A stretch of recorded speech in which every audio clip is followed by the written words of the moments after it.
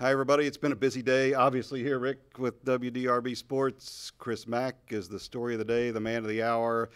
Expects to be named Louisville coach tomorrow. He's already told Xavier he's out.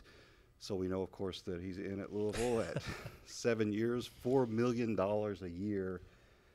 Initial thoughts as we start to kind of try and process this as the day's gone on.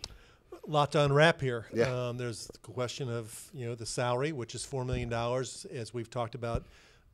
USA Today's salary database. Only 6 coaches made $4 million or more in college basketball this last season, and 4 of them are already in the Hall of Fame.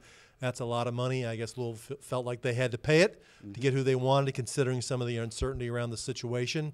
It also seems like Chris Mack has been the guy for a long, long time, and he might be the only guy they really seriously considered. Yeah, that's kind of what I take away from it, is that he was it. I mean, he's the guy that they wanted from the start. He's the only name we heard from the start. As we heard that there might be others involved, we didn't hear that there were actual interviews. We might have heard some tales of phone calls or whatever, but we didn't hear of any other interviews, so he was it. And, there's a lot riding on this for Vince Tyra, who was just named yesterday to be the permanent athletic director. I think this is his bid to say, look, I can hire a big-time coach. This is the guy everybody wants. He's the hot name on the national recruiting and the national coaching trail, and Louisville gets him. Now, the challenge for him is to do all of the things that they need this next coach to do. Yeah, and that's not just recruiting and rebuilding the roster and keeping some of the current players here. That's building the fan base back.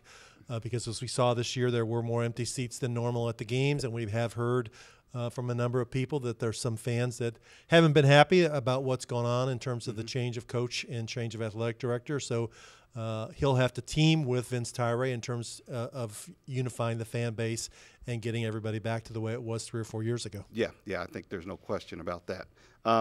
Other things with Chris Mack to consider. He's coming off of a #1 seed. He's won 11 NCAA tournament games, I think, in his. It's 11 and 8 in 8 years. Yeah, in 8 years. I don't know. Really, the pool out there wasn't a deep pool as we looked at it, but this is the direction they want to go.